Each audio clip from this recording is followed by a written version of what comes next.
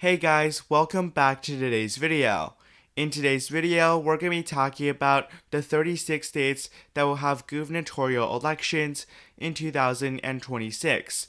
Now, obviously, a lot of this analysis and prediction is quite preliminary.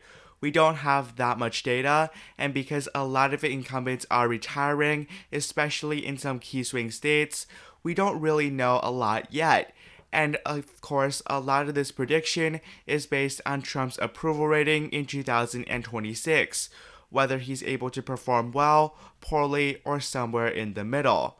Nevertheless, with the information we have right now, I'm going to be talking about my prediction for 2026 in the gubernatorial level. So first off, let's start off with the safe states on both sides.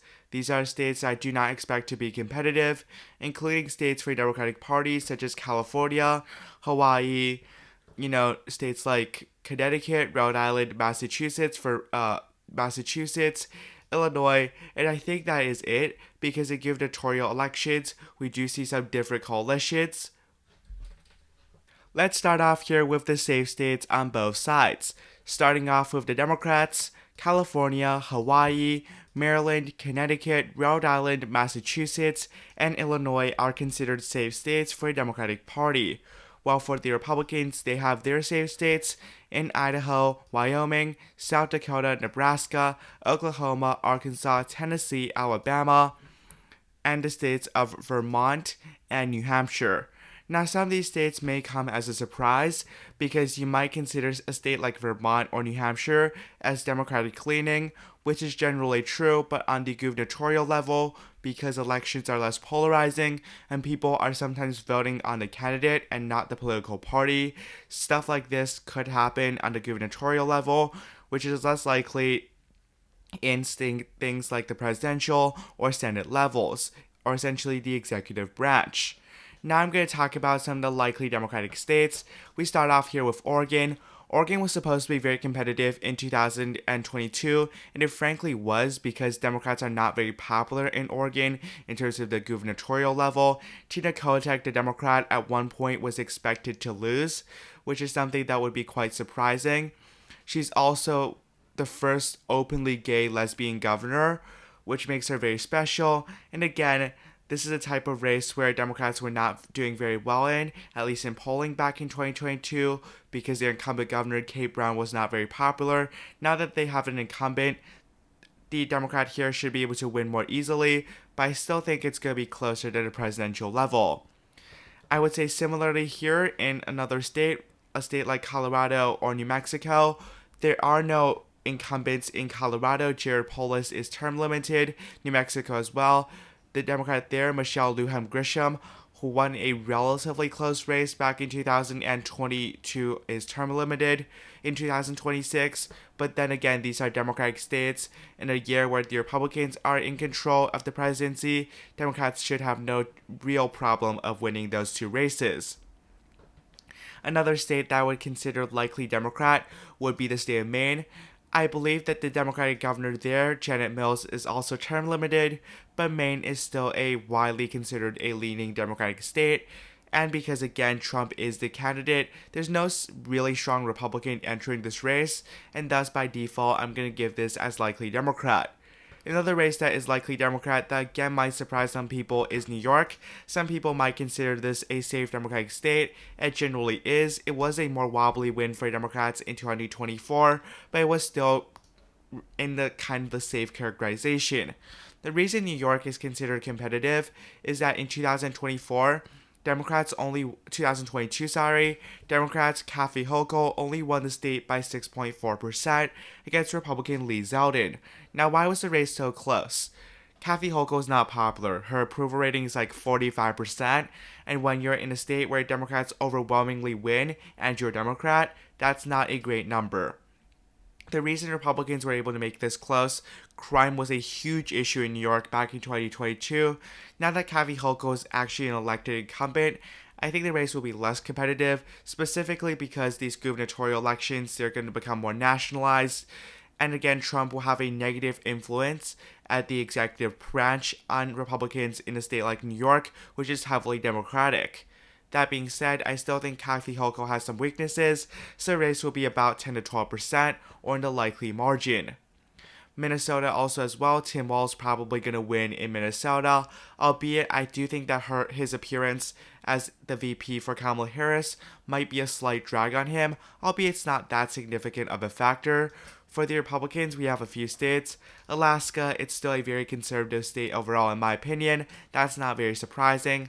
Florida, I doubt this will be safe just because of the fact that Trump is the president right now, and the president's party generally performs poorly in the midterms, including the gubernatorial elections, albeit Florida is heavily trending to the Republicans. South Carolina, I think Henry McMaster, the governor there, is term limited, but Republicans should have no problem there.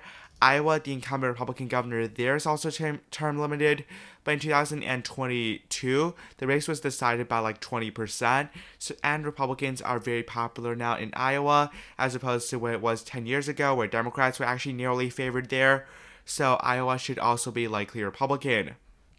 Finally, the state of Ohio, the race could be close, especially because the incumbent Republican governor there, Mike DeWine, is retiring.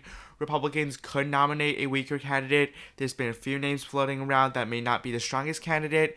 If Sherrod Brown runs in this race, this could be competitive, but right now I'm not making assumptions. That's going to be considered likely Republican. Kansas as well. Kansas right now actually has a Democratic governor, Laura Kelly, who is decently popular, won re-election back in 2022 by a pretty narrow margin, but then again, a win is a win, especially in a state like Kansas, where the Republicans are heavily favored. Derek Schmidt was not a bad Republican candidate, but now that she's retiring, she doesn't, Democrats, they don't have that much control over the state. Generally, I would say that this is a state that I would consider as likely Republican. The final likely Republican state here, not surprising, the state of Texas. Greg Abbott, Democrats really tried to fund Beto O'Rourke, who was generally considered a stronger candidate, but that failed. Greg Abbott won by nearly 11%. That is a double-digit margin. Democrats did horribly in 2024 on the presidential level in Texas, specifically in the Rio Grande Valley here, this part of the state of Texas.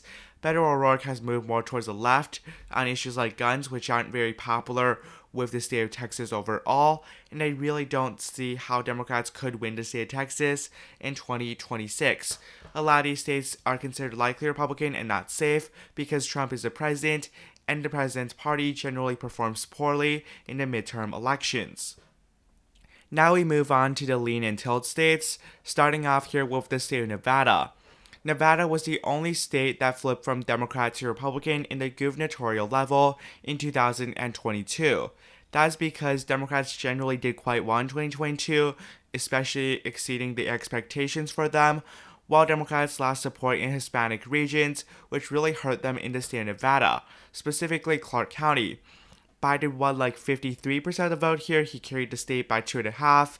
Clinton won like the county by like 11. And now Sisolak only won the county by 6. Harris only won the county by 2 in 2024, sorry. So we see that Hispanic voters, specifically in areas like Clark County, are trending away from the Democratic Party. Democrats have made up a bit of ground in Washoe County. Specifically in 2016, Hillary Clinton was unable to win the county despite the fact that she won the state. Now Democrats are doing a bit better there, but Clark County is just much more populated. And again, Clark is the core of the state. About 2/3 of the state's entire electorate is from Clark County.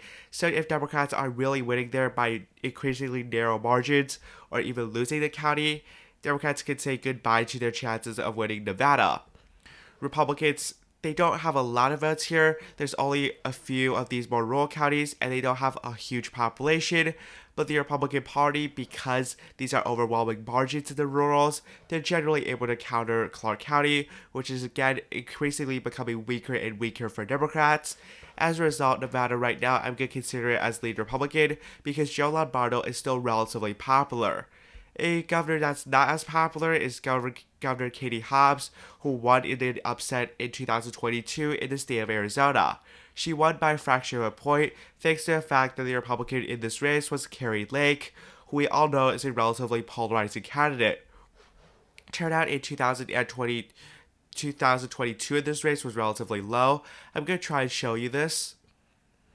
So in 2022, in the state of Arizona, this was a Democratic gain. Turnout was not as high as Kari Lake was polarizing. She claimed that Donald Trump won the 2020 election. That's not a very popular claim. And again, she was also someone who ran a more extreme rhetoric. Katie Hobbs is someone who didn't campaign as much, which is why a lot of people expected her to lose. But in the end, she narrowly defeated Kari Lake. I don't know how this race is going to turn out. Really, it's a 50-50 for me. But I'm going to have to give it to Katie Hobbs just because she's the incumbent and because Trump is the president. Again, the president's incumbent party generally doesn't perform as well in the midterm elections, and that's why Democrats, in my opinion, have the narrow advantage. Now we go to the state of Georgia. Georgia incumbent Governor Brian Kemp is probably going to consider running for Senate because he is term limited as governor, as we already know. So Georgia's a state that Trump won by roughly 2. It's a very competitive state. Brian Kemp did quite well. He defeated Stacey Abrams by almost 8% in the state because he did very well in some of the suburban areas. For example, Cobb County. Biden won the county by, I think, 14 in 2020. Actually, like 16. Kamala Harris won it by like 15. Stacey Abrams only won it by 5. We take another example, Fulton County, right? Brian Kemp lost the county by about 38. You might say that's pretty bad, but Biden won the county in 2020 by like 42, just to give some examples. And that's how Brian Kemp was able to win. He was able to do quite well in the suburban and urban areas. However, in 2026, again, he's term limited. We don't know how the Trump administration is going to go. But right now, it does look like it's not going the right trajectory for the Republican Party. As a result, right now, it's still a very competitive race here. This could go to a runoff just because if there's a high third-party vote share, we're talking even like 1.5% or above. If neither candidate reaches 50% of the vote, even one candidate is ahead, the race goes to a runoff. So that's going to be a quite interesting scenario. And in fact, a scenario that could very well happen, just like it happened in 2020 and 2022. So this race is definitely more confusing. It's a race that could be decided a month after the election because of the runoff race. Anyways, though, right now I have to give it, I would say, to the Republicans. Republicans have a historic edge in Georgia. I think Republicans might be able to run a more moderate candidate, which would improve their chances of victory. Albeit right now the Republican poll is not that strong. So it's really a 50-50. I'm giving it to the Republicans at this moment in time. Now we go to Pennsylvania. Pennsylvania's gubernatorial election in 2022 was not that competitive. People expected it to be a kind of blowout for Democrats just because Doug Mastriano is a really bad choice for the Republicans. Very extreme. Someone who really ran on embracing Trump, which is not necessarily a problem in a swing state. The problem was, again, he was spreading the rhetoric that the 2020 election was stolen, and that didn't resonate with voters. He was repeatedly characterized as extreme. Republicans gave up on him, and he lost the state by 15 points. Now, we know that Democrats have essentially been having a weaker performance with working class voters, specifically in areas like Bucks County, Lehigh County, Northampton County, right? These are areas where Democrats are underperforming, specifically in 2024.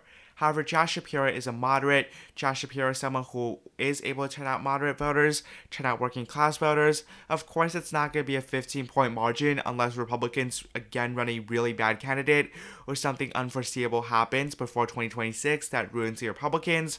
But I think it's realistic to say that he is definitely the favored. And while I'm going to put this as lean Democrat, I think it's going to be really hard to beat Josh Shapiro. Just because, again, Democrats also have a good history in Pennsylvania, and Josh Shapiro is relatively popular. Now we go to Michigan. Michigan, Gretchen Whitmer, the incumbent governor there, is term limited, but she is relatively popular. She won by double digits again in 2022. Now, Democrats have seen some slippage in areas like Wayne County, which is where Detroit is located, and an ordinary Democrat will not do as well as her in some of the more rural areas. We're talking areas like, Grand Traverse County, Benzie County, right? These are areas where Gretchen Whitmer did relatively well for a Democrat that most Democrats won't be able to replicate. However, again, polarization is an increasingly prominent thing, and also the reason why Republicans won in 2024 here was largely the Arab American vote in Wayne County. But now that Trump is the incumbent, the fact that Trump has been more hostile to Arab Americans than Joe Biden is a point that goes for the Democrats in their favor for 2026 in terms of the Arab American vote. And again, there's the fact that Democrats have a pretty long history in Michigan. Democrats generally win the gubernatorial election in Michigan. All of those factors considered, I will give the state of Michigan here to the Democratic Party by about 2% or a tilt margin. Now we go to say Wisconsin, and while Tony Evers has been in his second term, he is not a candidate who is term limited and thus can run for a third consecutive term. Now, Tony Evers, according to some metrics, was expected to lose in 2022. That did not materialize. Evers won by more than 3%. Which is a better performance than most people expected. Tim Michels wasn't necessarily a weak candidate, not someone who was very strong either, but Tony Evers did overperform expectations. He also did very well in some of the urban areas. 71% for Milwaukee is pretty impressive for a Democrat. And although Tim Michels wasn't someone who ran on an extremely, extreme pro-Trump platform, that was kind of the downfall for many Republican candidates. His platform was between a pro-Trump and a more establishmentarian candidate, and thus, Tony Evers is still moderately popular. He's not super popular. He was not able to win by the same margins as Josh Shapiro and Gretchen Whitmer, but Wisconsin is a more working class state. Evers is a second-term incumbent. While he's not that popular, he's certainly popular enough to win. He's a relatively strong candidate. He defeated Scott Walker, who was considered the favorite back in 2018. And I really think that this race, while it's going to be close, it depends again on Trump's performance as president. I'm going to have to give the edge here to the Democratic Party, which means that they hold on to another crucial state. Now, what does that mean in terms of the overall math? Well, actually, not a single state flips. There's a few really competitive races.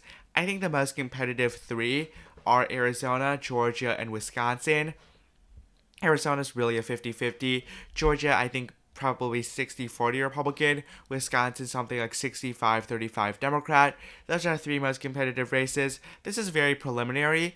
If Trump's approval rating in the midterms is like 60%, he could realistically get the Republican Party to win Arizona and sweep the Rust Belt, even Pennsylvania. But if he does really poorly and his approval rating is like negative 20%, then Republican incumbents in Georgia, Nevada, and perhaps even states that we don't consider competitive on this map, like Ohio, where there's an open seat, or even a state like Kansas, could turn out to be competitive. We never know right now, but this is my first preliminary prediction. Thank you so much for watching. Have a great day. Goodbye.